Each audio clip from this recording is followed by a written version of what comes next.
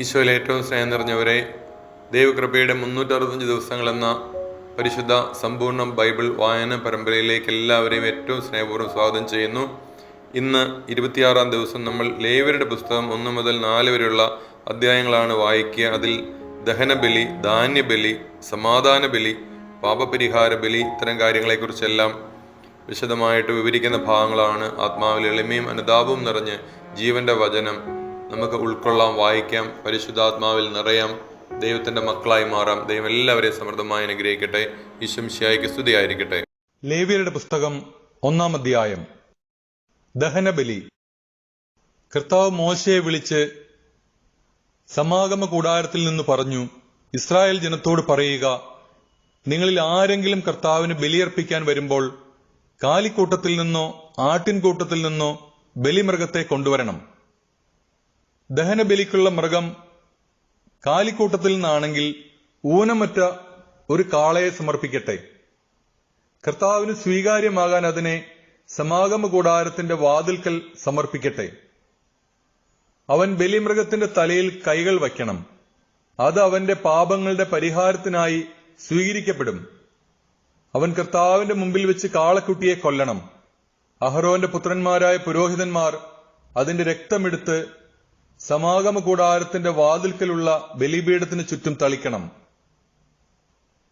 അതിനുശേഷം ബലിമൃഗത്തെ തോലുരിഞ്ഞ് കഷ്ണങ്ങളായി മുറിക്കണം. പുരോഹിതന്മാരായ അഹരോന്റെ പുത്രന്മാർ ബലിപീഠത്തിൽ തീ കൂട്ടി അതിനു മുകളിൽ വിറക് അടുക്കണം. അവർ മൃഗത്തിന്റെ കഷ്ണങ്ങളും തലയും മേധസ്സും ബലിപീഠത്തിൽ തീക്ക് മുകളിലുള്ള വിറകിനു മീതെ അടുക്കി വയ്ക്കണം. എന്നാൽ അതിന്റെ അന്തർഭാഗങ്ങളും കാലുകളും വെള്ളത്തിൽ കഴുകണം.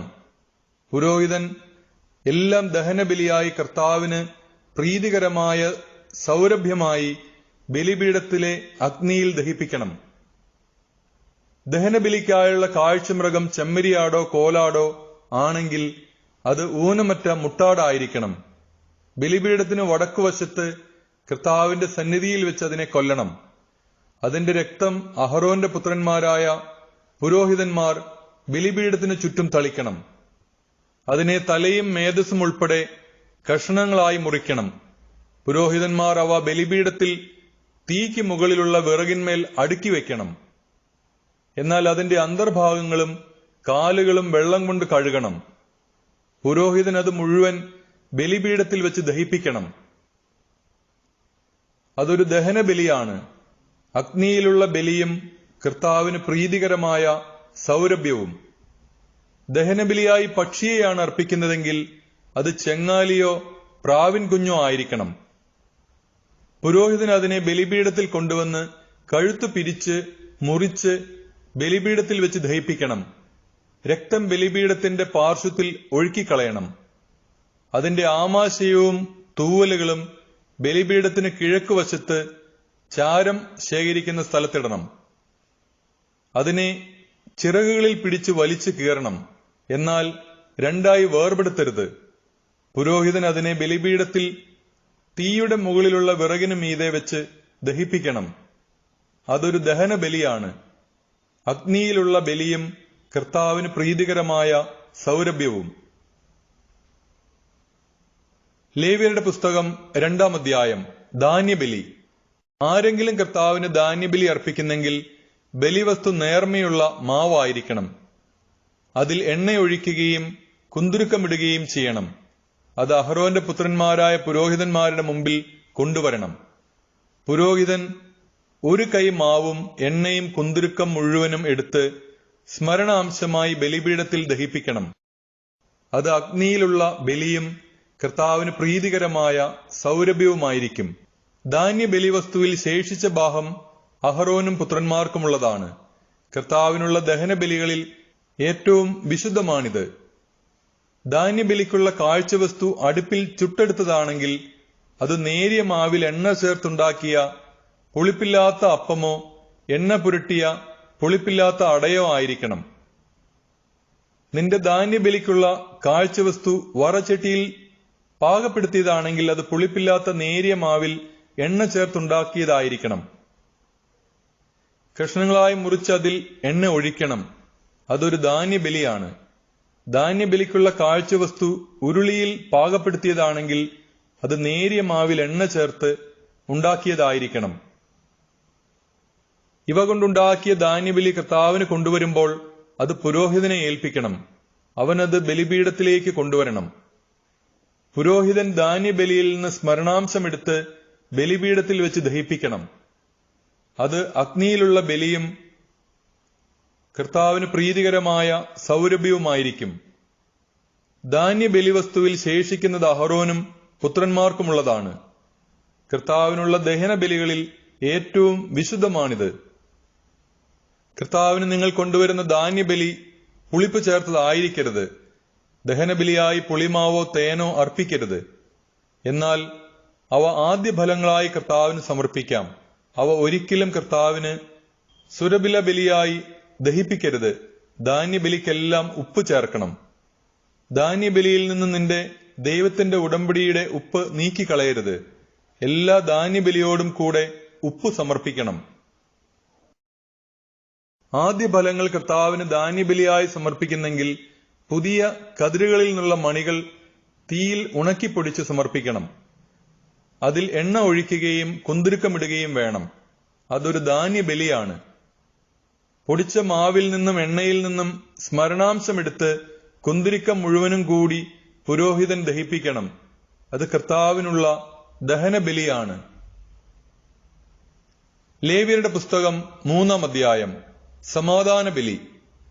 സമാധാന ബലിക്കായി കാലിക്കൂട്ടത്തിൽ നിന്നാണ് കർത്താവിന് കാഴ്ച കൊണ്ടുവരുന്നതെങ്കിൽ അത് ഊനമറ്റ കാളയോ പശുവോ ആയിരിക്കണം. ബലിമൃഗത്തിന്റെ തലയിൽ കൈവയ്ക്കുകയും സമാഗമ കൂടാരത്തിന്റെ വാതിക്കൽ വെച്ച് അതിനെ കൊല്ലുകയും വേണം. അഹ്റോന്റെ പുത്രന്മാരായ പുരോഹിതന്മാർ അതിന്റെ രക്തം ബലിപീഠത്തിനു ചുറ്റും തളിക്കണം. സമാധാന ബലിമൃഗത്തിന്റെ ആന്തരിക അവയവങ്ങളിലും അവയെ പൊതിഞ്ഞുമുള്ള മേധസ് കർത്താവിന് ദഹനബലിക്കായി എടുക്കണം.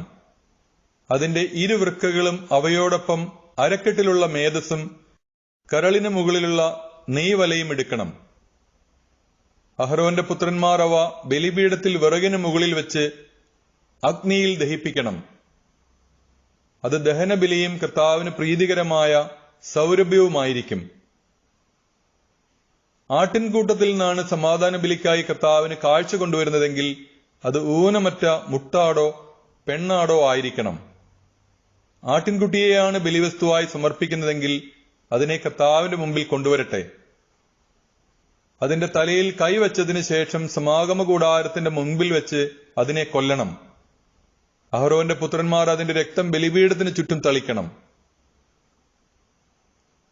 സമാധാന ബലിമൃഗത്തിന്റെ മേധസ്സും ആന്തരിക അവയവങ്ങളിലും അവയെ പൊതിഞ്ഞുമുള്ള മേധസ്സും നട്ടലോട് ചേർത്ത് മുറിച്ചെടുത്ത കൊഴുത്ത വാലും കർത്താവിന് ദഹനബലിക്കായി എടുക്കണം. അതിന്റെ ഇരുവൃക്കകളും അവയിലും അരക്കെട്ടിലുമുള്ള മേധസ്സും കരളിന് മുകളിലുള്ള നെയ്വലയും എടുക്കണം. പുരോഹിതൻ അവ കർത്താവിന് ഭോജനബലിയായി ബലിപീഠത്തിൽ ദഹിപ്പിക്കണം. ബലിമൃഗം കോലാടാണെങ്കിൽ അതിനെ കർത്താവിന്റെ മുമ്പിൽ കൊണ്ടുവരണം. അതിന്റെ തലയിൽ കൈവച്ചതിന് ശേഷം സമാഗമ കൂടാരത്തിന്റെ മുമ്പിൽ വെച്ച് അതിനെ കൊല്ലണം. അഹ്റോന്റെ പുത്രന്മാർ അതിന്റെ രക്തം ബലിപീഠത്തിന് ചുറ്റും തളിക്കണം. അതിന്റെ ആന്തരിക അവയവങ്ങളിലും അവയെ പൊതിഞ്ഞുമുള്ള മേധസ് മുഴുവനും കർത്താവിന് ദഹനബലിക്കായി എടുക്കണം. അതിന്റെ ഇരുവൃക്കകളും അവയിലും അരക്കെട്ടിലുമുള്ള മേധസ്സും കരളിന് മുകളിലുള്ള നെയ്വലയും എടുക്കണം. പുരോഹിതനവ ബലിപീഠത്തിൽ വെച്ച് ദഹിപ്പിക്കണം. അത് കർത്താവിന് പ്രീതികരമായ സൗരഭ്യത്തിനായി അഗ്നിയിൽ സമർപ്പിക്കുന്ന ഭോജനബലിയാണ്. മേധസ് മുഴുവൻ കർത്താവിനുള്ളതത്രേ. രക്തവും മേധസ്സും ഭക്ഷിച്ചുകൂടാ എന്നത് നിങ്ങൾ വസിക്കുന്നിടത്തെല്ലാം തലമുറ തോറും എന്നേക്കുമുള്ള ഒരു നിയമമായിരിക്കും. ലേവ്യരുടെ പുസ്തകം 4-ാം അധ്യായം. പാപപരിഹാര ബലി. കർത്താവ് മോശയോട് അരുളി ചെയ്തു, ഇസ്രായേൽ ജനത്തോട് പറയുക, ചെയ്യരുത് എന്ന് കർത്താവ് വിലക്കിയിട്ടുള്ളവയിൽ ഏതെങ്കിലും ഒന്നിനെതിരായി ആരെങ്കിലും അറിവില്ലായ്മ മൂലം പാപം ചെയ്യുന്നുവെന്നിരിക്കട്ടെ. ഇങ്ങനെ പാപം ചെയ്ത് ജനങ്ങളുടെ മേൽ കുറ്റം വരുത്തി വെക്കുന്നത് അഭിഷിക്തനായ പുരോഹിതനാണെങ്കിൽ അവൻ ഊനമറ്റ ഒരു കാളക്കുട്ടിയെ കർത്താവിന് പാപപരിഹാര ബലിയായി സമർപ്പിക്കണം. അതിനെ സമാഗമ കൂടാരത്തിന്റെ വാതിൽക്കൽ അവിടുത്തെ സന്നിധിയിൽ കൊണ്ടുവന്ന് അതിന്റെ തലയിൽ കൈവച്ചതിനു ശേഷം അതിനെ കൊല്ലണം. അഭിഷിക്ത പുരോഹിതൻ കാളക്കുട്ടിയുടെ കുറെ രക്തമെടുത്ത് സമാഗമ കൂടാരത്തിലേക്ക് കൊണ്ടുവരണം. അവൻ തന്റെ വിരൽ രക്തത്തിൽ മുക്കി അതിൽ ഒരു ഭാഗം കർത്താവിന്റെ സന്നിധിയിൽ ശ്രീകോവിലിന്റെ തിരശ്ശീലയുടെ മുൻപിൽ 7 പ്രാവശ്യം തളിക്കണം. പിന്നീട് രക്തത്തിൽ കുറച്ചെടുത്ത് സമാഗമ കൂടാരത്തിൽ കർത്താവിന്റെ സന്നിധിയിൽ ധൂപപീഠത്തിന്റെ കൊമ്പുകളിൽ പുരട്ടണം. ശേഷിച്ച രക്തം സമാഗമ കൂടാരത്തിന്റെ വാതിൽക്കലുള്ള ദഹനബലിപീഠത്തിന്റെ ചുവട്ടിൽ ഒഴിക്കണം. പാപപരിഹാര ബലിക്കുള്ള കാളക്കുട്ടിയുടെ ആന്തരിക അവയവങ്ങളിലും അവയെ പൊതിഞ്ഞുള്ള മേധസ് മുഴുവനും എടുക്കണം. അതിന്റെ ഇരുവൃക്കകളും അവയിലും അരക്കെട്ടിലുമുള്ള മേധസ്സും കരളിന് മുകളിലുള്ള നെയ്വലയും എടുക്കണം. സമാധാന ബലിക്കുള്ള കാളയിൽ നിന്നെന്ന പോലെ പുരോഹിതൻ അവയെടുത്ത് ദഹനബലിപീഠത്തിൽ വെച്ച് ദഹിപ്പിക്കണം. എന്നാൽ കാളക്കുട്ടിയുടെ തോലും മാംസം മുഴുവനും തലയും കാലുകളും ആന്തരിക അവയവങ്ങളും ചാണകവും കാളയെ മുഴുവനും പാളയത്തിനു വെളിയിൽ ചാരമിടുന്ന വൃത്തിയുള്ള സ്ഥലത്ത് കൊണ്ടുചെന്ന് കത്തുന്ന വിറകിന്മേൽ വെച്ച് ദഹിപ്പിക്കണം. ചാരമിടുന്ന സ്ഥലത്ത് തന്നെ അതിനെ ദഹിപ്പിക്കണം. ഇസ്രായേൽ സമൂഹം മുഴുവൻ അറിവില്ലായ്മ മൂലം പാപം ചെയ്യുകയും കർത്താവ് വിലക്കിയിരിക്കുന്നതിൽ ഏതെങ്കിലും ഒന്ന് ചെയ്ത് കുറ്റക്കാരാവുകയും അക്കാര്യം അവരുടെ ശ്രദ്ധയിൽ പെടാതിരിക്കുകയും ചെയ്യുന്നുവെന്നിരിക്കട്ടെ. എന്നാൽ തങ്ങളുടെ പാപത്തെക്കുറിച്ച് അറിയുമ്പോൾ പാപപരിഹാര ബലിക്കായി സമൂഹം മുഴുവൻ ഒരു കാളക്കുട്ടിയെ കാഴ്ചവെക്കുകയും അതിനെ സമാഗമ കൂടാരത്തിന്റെ വാതിൽക്കൽ കൊണ്ടുവരികയും വേണം. സമൂഹത്തിലെ ശ്രേഷ്ഠന്മാർ കർത്താവിന്റെ സന്നിധിയിൽ വെച്ച് കാളക്കുട്ടിയുടെ തലയിൽ കൈകൾ വെക്കണം. അതിനെ അവിടുത്തെ മുൻപിൽ വെച്ച് കൊല്ലണം. അഭിഷിക്തനായ പുരോഹിതൻ കാളക്കുട്ടിയുടെ കുറെ രക്തം സമാഗമ കൂടാരത്തിലേക്ക് കൊണ്ടുവരണം. അവൻ രക്തത്തിൽ വിരൽ മുക്കി കർത്താവിന്റെ സന്നിധിയിൽ തിരശ്ശീലയ്ക്ക് മുൻപിൽ 7 പ്രാവശ്യം തളിക്കണം. കുറെ രക്തമെടുത്ത് സമാഗമ കൂടാരത്തിൽ കർത്താവിന്റെ സന്നിധിയിലുള്ള ബലിപീഠത്തിന്റെ കൊമ്പുകളിൽ പുരട്ടണം. ബാക്കി രക്തം സമാഗമ കൂടാരത്തിന്റെ വാതിൽക്കലുള്ള ദഹനബലിപീഠത്തിന്റെ ചുവട്ടിൽ ഒഴിക്കണം. അതിന്റെ മേധസ് മുഴുവനും എടുത്ത് ബലിപീഠത്തിൽ വെച്ച് ദഹിപ്പിക്കണം. പാപപരിഹാര ബലിക്കുള്ള കാളക്കുട്ടിയെ എന്ന പോലെ ഈ കാളക്കുട്ടിയെയും ദഹിപ്പിക്കണം. അങ്ങനെ അവർക്കു വേണ്ടി പുരോഹിതൻ പാപപരിഹാരം ചെയ്യണം. അപ്പോൾ അവരുടെ കുറ്റം ക്ഷമിക്കപ്പെടും. അനന്തരം കാളയെ കൂടാരത്തിനു വെളിയിൽ കൊണ്ടുപോയി ആദ്യത്തെ കാളയെ ദഹിപ്പിച്ചതുപോലെ ദഹിപ്പിക്കണം. ഇത് സമൂഹത്തിനു വേണ്ടിയുള്ള പാപപരിഹാര ബലിയാണ്. ഒരു ഭരണാധികാരി തന്റെ ദൈവമായ കർത്താവ് വിലക്കിയിട്ടുള്ളവയിൽ ഏതെങ്കിലും ഒന്ന് അറിവില്ലായ്മ മൂലം ചെയ്ത് കുറ്റക്കാരനാകുന്നുവെന്നിരിക്കട്ടെ. അവൻ തന്റെ തെറ്റ് മനസ്സിലാക്കുമ്പോൾ ഊനമറ്റ ഒരു കോലാട്ടിൻ മുട്ടനെ കർത്താവിന് ബലിയർപ്പിക്കണം. അവൻ അതിന്റെ തലയിൽ കൈവയ്ക്കുകയും കർത്താവിന്റെ സന്നിധിയിൽ ദഹനബലിക്കായ മൃഗങ്ങളെ കൊല്ലുന്ന സ്ഥലത്ത് വെച്ച് അതിനെ കൊല്ലുകയും വേണം. ഇത് ഒരു പാപപരിഹാര ബലിയാണ്. പുരോഹിതൻ കുറച്ച് രക്തമെടുത്ത് അതിൽ വിരൽ മുക്കി ദഹനബലിപീഠത്തിന്റെ കൊമ്പുകളിൽ പുരട്ടണം.